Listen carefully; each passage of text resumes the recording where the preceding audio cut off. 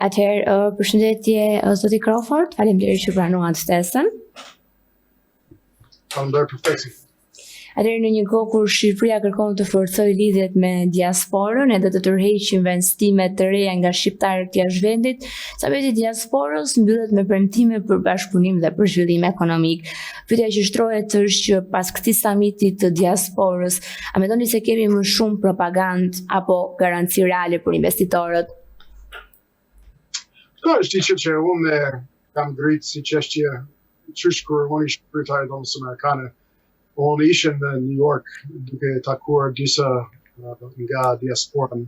Duke pyetur ata pse nuk po investojnë më shumë në Shqipëri edhe në rajon.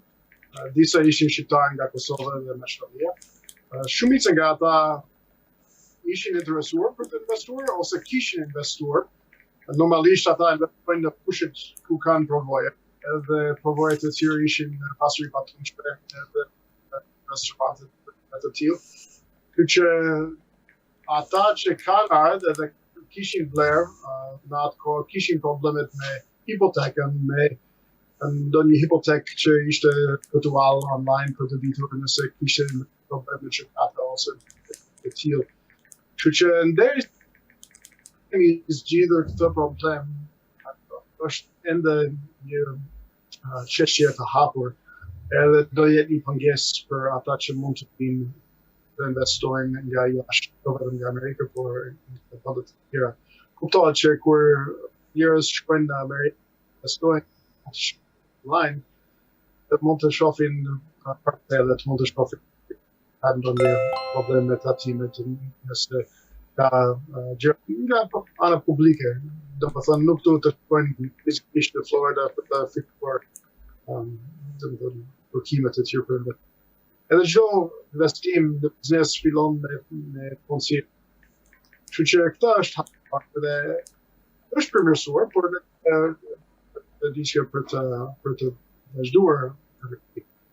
Unë besoj që ata që janë me përardhje nga Shqipëria ose në rajoni janë të parë që do vinë të bëjnë, nuk ka shumë logjik që një si puna ime proces anglez me përardhje lidhur me ata indianët e Amerikës do vinë të investojnë para në Shqipëri, në Shqipëri më mirë se ne dhe kanë familje dhe gjëra të tjera. Kjo që është mirë që ta po bëjnë këtë ndërtimin e diasporës, edhe për të dëgjuar nga ata, por prapse hapi fare either e focus, ndërsa nuk është përmirësuar në nivelin e duhur, diçka që mbetet për punë tepër. A ndjen sot investitorët e huaj më të sigurt në Shqipëri apo situata është përkeqësuar kohët e fundit? Është interesant që ata njerëz janë akoma këtu, janë këtu për një arsye që i ka shkuar mirë investimet e tyre. Ata që kanë pasur probleme kanë ikur. Kur shohim sondazhet, janë një herë sondazhet ose rezultatet mbeten siç ishin ose janë një herë janë përmirësuar sepse ata që kishin probleme kishin ikur. Edhe për amerikanët më paktën, ata që investojnë edhe kanë shitur, edhe ata kanë ikur, kanë shitur. Dhe normalisht është logjikshëm për një amerikan që mund të investojë këtu. Dhe nuk ka për do investojë nëse ka fitim do shesë të një investor tjetër në Evropë. Kështu që gjithmonë nuk mund të marrim sondazhe në një bazë që përputhet me realitetin.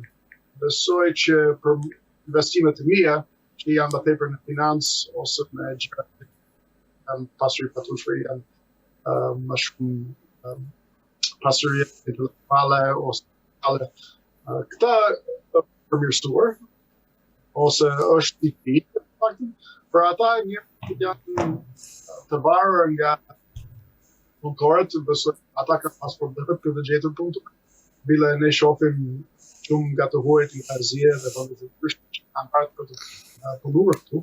Që këta është që ndoshta është edhe normal në një ekonomi që është duke rritur, por popullsia shqiptare është duke shkuar të tjera. Që kemi edhe disa paradokse, por kemi një rritje turizmi, por ndoshta këta rritje përputhet vetëm me shqiptarët që shkojnë jashtë dhe harxojnë lek jashtë, kështu kemi një barazim ata që vinë dhe që dalin ata që shkojnë turizëm jashtë.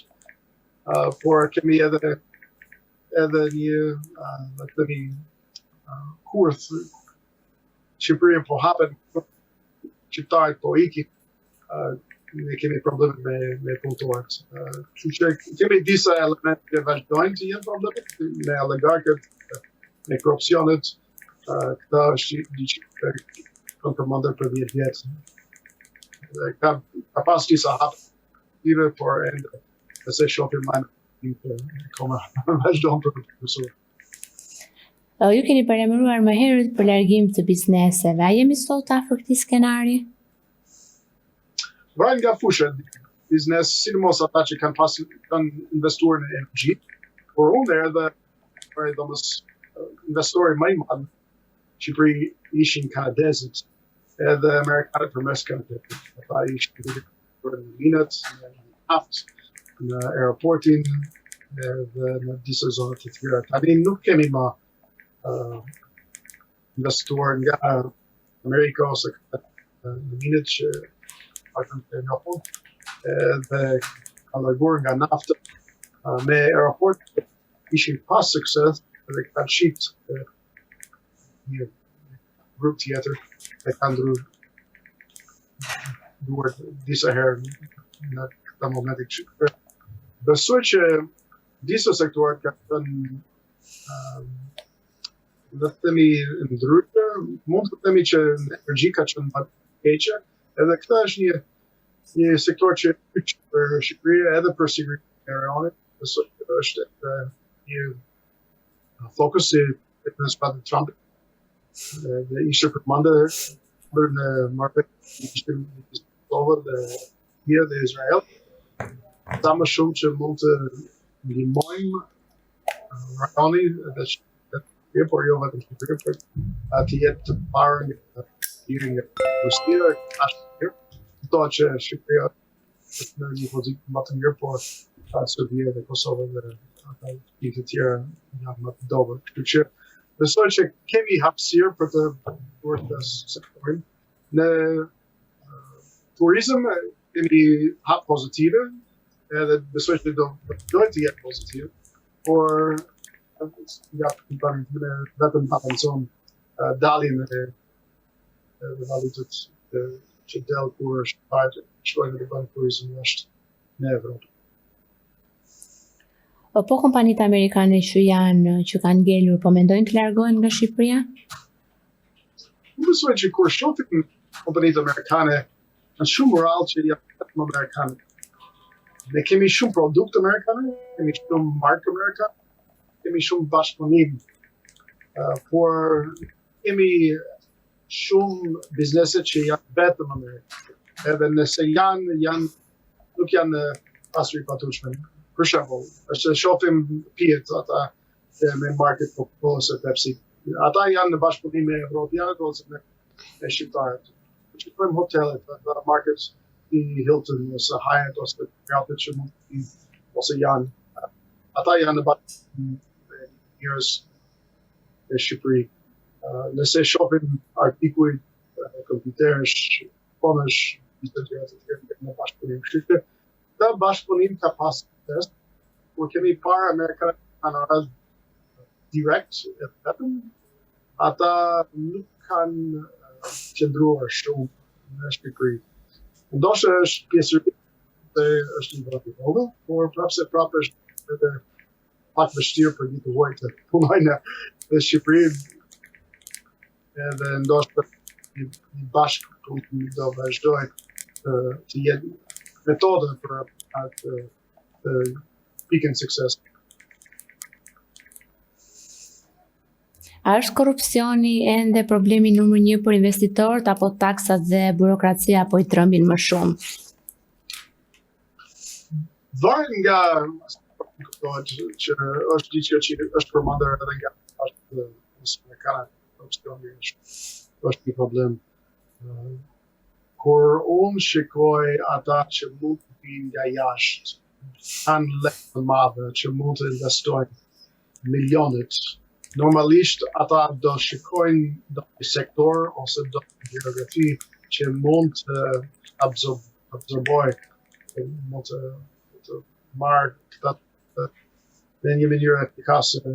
Do thotë që ata sektoret janë të pak për energji, disa hotel të madhe në Begdet, ose në Tiranë. Nëse shikojmë që kryetari i Tiranës është nëse shikojmë që ata ishë Ministrët e Energjisë janë në hetim, këta është një problem për investorët të mëdha, mund të vinë, kur ata që mund të jenë kundër palët janë në hetim. Kështu që, po, ka probleme edhe ende është për të parë gjithë këta hetime janë për momentin në proces, por është diçka që duhet jetë shikuar dhe nuk besoj që shumë fond investimes ose grup të mëdha mund të investojnë kur kryetarin ose është për këta sektor është në hetim. Këta është diçka është praktike dhe besoj gjithë qytetarët kuptojnë këta. Dhe derisa nuk është zgjedhur, besoj që ata investuar të huaj do presin derisa të jetë një ambient më lehtë.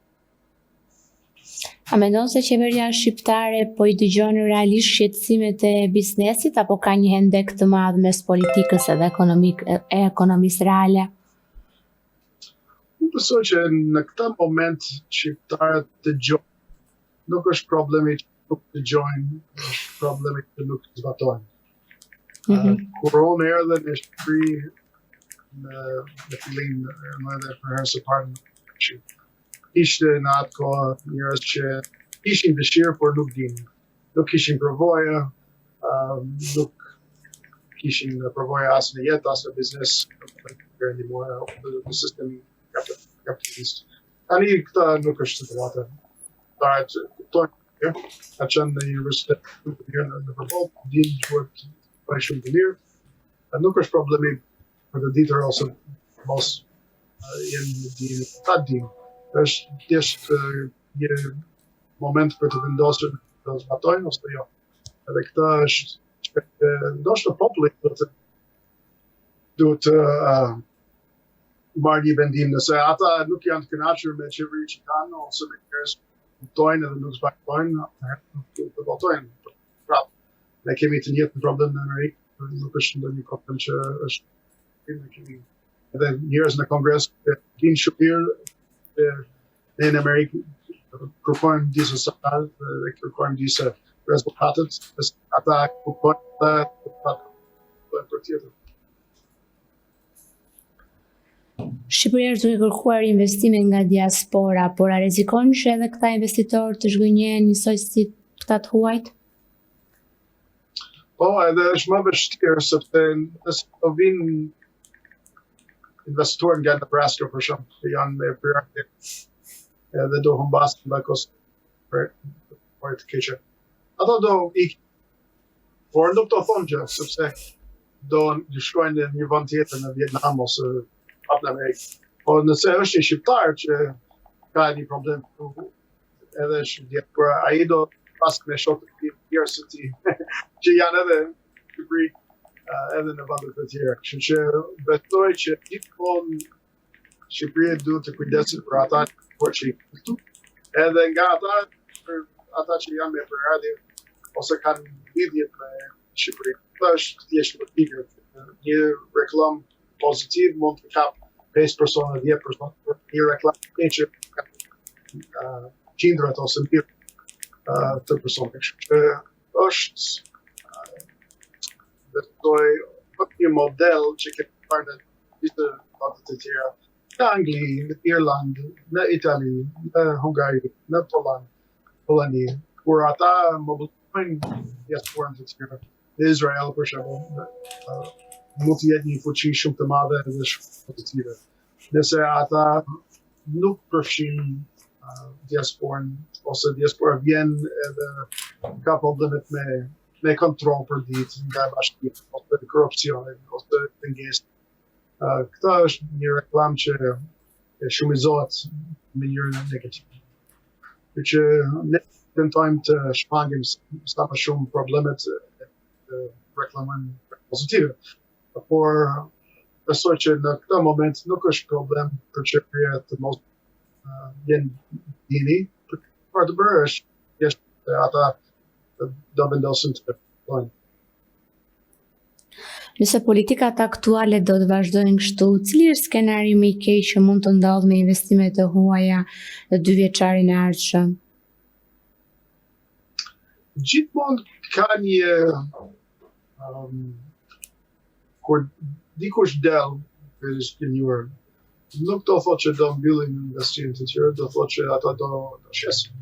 Që një humbje i tjetëri mund të jetë i dikush tjetër. Nuk do thotë që do anullohet investimi komplet.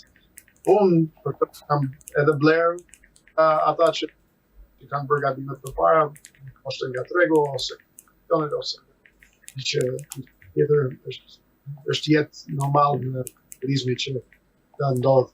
Edhe kam investuar në diferenci që nuk kanë të mirë, kemi shitur edhe ka pas raste kur ata që kanë blerë për me kanë bërë një turn dhe ka pas sukses. Për që rasti më i keq nuk do thotë që ekonomia do ndalohet. Besoj që rruga e Shqipërisë parte do jetë bëhe, edhe rritjen e ekonomisë do bëhet, por është thjesht sa ngadalë këtë rritje do jetë sa e vinshme këtë rritje do jetë. Sa mundësuar njerëz që janë përpuar do jenë, sa mundësuar do jenë ata njerëz që janë hami e gri ose xez. Këta është ende përpara, por besoj rritje do por do jetë një rritje që është nxituar nga tregu i zi edhe kulturë, ose është një rritje që do jetë nga tregu formale. Dhe besoj që në fundit parlamenti do të jetë përgjegjës për këtë. Nëse ne shikojmë që tregu është nxitur nga tregu i zi, ne duhet të shikojmë nga vjen këtë aspekt. Diçka që vjen nga le të themi një incentiv pervers nga takimet që janë të lart ose nga shtëpi që është të lart, ose vjen nga diçka tjetër. Nëse është një tregu që vjen me një incentiv pervers që është ndihmur nga diçka që mund të ndryshojë, është diçka për parlamentin për të ndryshuar dhe për të ndryshuar. Nëse është një vendim që do vazhdojmë të planojmë një farë mënyrë, një përqindje të korrupsionit, se këta është situata që kemi ne në Ballkan. Këta është një vendim, nuk është një situatë kur nuk kanë ndjeni ose njerëz nuk janë të aftë, janë të aftë.